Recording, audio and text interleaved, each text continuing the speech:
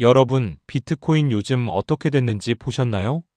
올해 1월 트럼프가 연준 의장으로 케빈 워시를 지명한다는 소식이 나오자마자 비트코인을 비롯한 암호화폐 가격이 한순간에 폭락했습니다.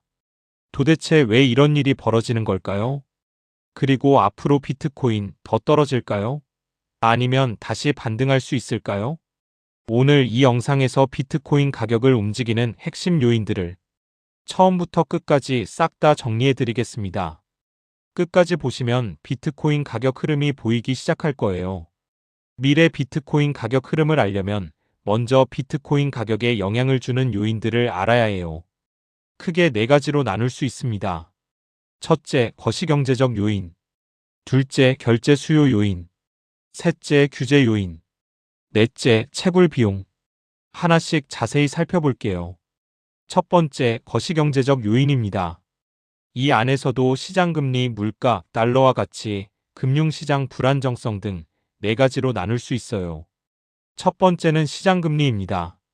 비트코인에는 이자가 없잖아요. 그러니까 금리가 오르면 신규 발행 국채나 예금 같은 이자부 자산이 더 매력적으로 보이게 되고 비트코인은 상대적으로 매력이 떨어지면서 가격이 하락합니다. 실제로 케빈 워시 연준 의장 지명 소식이 나왔을 때 금리가 잘 안 내려갈 거라는 우려가 퍼지면서 비트코인이 크게 떨어졌죠. 금리와 비슷하게 움직이는 변수가 또 하나 있는데 바로 시중 유동성이에요. 연준이 양적 긴축으로 시중에 돈을 빨아들이면 금리가 오르고 비트코인 가격도 내려갑니다. 두 번째 거시경제 요인은 물가 상승률입니다. 물가가 오른다는 건 화폐 가치가 떨어진다는 의미잖아요. 그러면 비트코인을 포함한 다양한 자산의 가격도 함께 오르는 경향이 있습니다. 예를 들어 미국의 관세 정책으로 수입 물가가 오르고 소비자 물가가 상승하면 비트코인 가격도 오를 수 있어요. 실제로 작년 트럼프가 국가별 관세를 부과했을 때 비트코인 가격이 오른 것도 이런 이유입니다. 세 번째 거시경제 요인은 미 달러화 가치입니다. 비트코인은 기본적으로 달러로 거래되죠. 그래서 달러 가치가 다른 통화 대비 떨어지면 달러로 표시된 비트코인 가격은 오르게 됩니다. 반대로 달러 가치가 상승하면 비트코인 가격은 내려가게 되겠죠. 케빈 워시 지명 이후 비트코인이 하락한 데에는 고금리로 인해 달러가 강해질 거라는 예상도 작용했다는 거 알아두시면 좋아요. 네 번째 거시경제 요인은 금융시장의 변동성과 불안정성입니다. 지정학적 리스크나 금융기관 부도처럼 시장이 불안해지면 사람들은 현금이나 국채 같은 안전자산으로 몰리고 비트코인 같은 위험자산은 팔게 되면서 가격이 하락합니다. 실제로 2025년 6월 이란 이스라엘 갈등이 고조됐을 때 비트코인이 순식간에 5.5% 급락했고 2026년 1월 트럼프 행정부의 그린란드 분쟁과 유럽 관세 위협 때도 6%가량 빠졌습니다. 다만 지정학적 불안이 아주 장기간 이어지면 얘기가 달라져요. 전통 통화 시스템에 대한 신뢰 자체가 무너지면서 오히려 비트코인 같은 탈중앙화 자산에 대한 수요가 늘어날 수도 있습니다. 두 번째 큰 요인은 결제 수요입니다. 이건 거시적 요인과 달리 구조적이고 장기적인 요인이에요. 비트코인을 결제 목적으로 쓰는 이유 4가지를 간단히 미리 소개하면 해외 송금 수수료 절감, 불법 및 탈법적 거래, 국제금융망 제재 우회, 그리고 화폐 가치가 불안한 신흥국의 수요입니다. 하나씩 살펴볼게요. 첫째, 비트코인은 해외 송금 수수료 절감 목적으로 사용될 수 있습니다. 다만 요즘은 스테이블 코인처럼 수수료도 없고 가격도 안정적인 대체 수단이 나오면서 비트코인을 이 목적으로 쓰는 경우는 점점 줄어들고 있어요. 둘째, 비트코인은 익명성에 기반한 불법 및 탈법적 거래 목적으로 사용되기도 합니다. 초창기엔 이런 수요가 있었지만 지금은 제도권으로 편입되면서 규제가 강해졌고 이 목적의 수요도 많이 줄었습니다. 셋째, 국제금융망 제재를 우회하는 목적입니다. 러시아, 이란, 북한처럼 국제달러 금융망에서 배제된 나라들이 비트코인을 활용하는 거죠. 실제로 러우 전쟁 초기에 러시아에 강력한 금융 제재가 발표됐을 때 암호화폐 가격이 일시적으로 반등하기도 했습니다. 넷째, 화폐 가치가 불안한 신흥국의 수요입니다.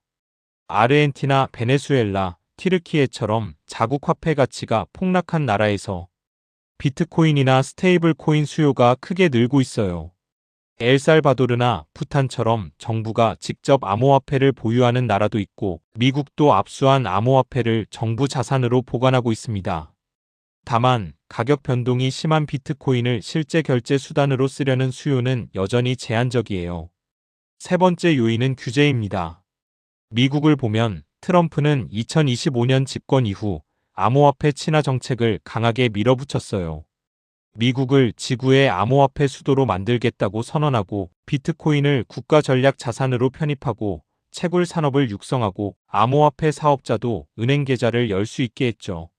실제로 이 영향으로 비트코인은 2024년 10월 트럼프 당선 이후 2025년 10월 최고점까지 약 80%나 상승했습니다. 그런데 문제가 생겼어요. 트럼프와 공화당의 지지율이 회복되지 못하고 올해 11월 중간선거에서 민주당이 하원을 장악하면 이 친암호화폐 정책이 동력을 잃을 수 있습니다. 암호화폐 관련 입법 권한은 의회에 있으니까 의회가 반대하면 정책 추진이 막히는 거예요. 실제로 비트코인 전략 비축 도입이 의회 반대로 지연됐고 이게 비트코인이 최고점 대비 2월 26일 기준으로 약 43.9%나 하락하는데 큰 영향을 줬습니다. 이유는 어떨까요? 이 이유는 암호화폐를 제도권 안으로 끌어들여서 투명성을 높이고 소비자를 보호하는 방향으로 가고 있어요.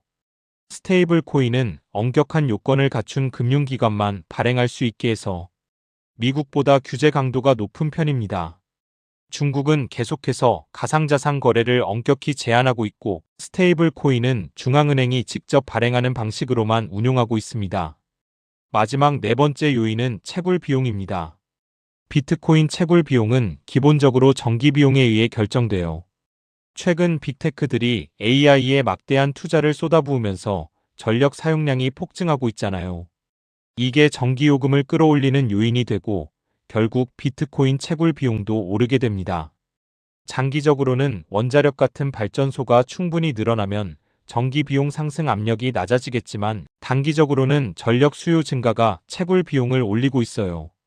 여기에 더해 AI 연산용 칩 공급난으로 칩 가격까지 오르면서 채굴기 교체 비용도 함께 상승했습니다. 채굴 비용이 오르면 어떻게 될까요? 채굴자들이 손익분기점 이하에서는 채굴을 멈추게 되고 이는 비트코인 공급을 줄여서 가격 하락을 어느 정도 방어하는 요인이 됩니다. 즉, 채굴 비용은 비트코인 가격의 일종의 하방 지지선 역할을 한다고 볼 수 있어요.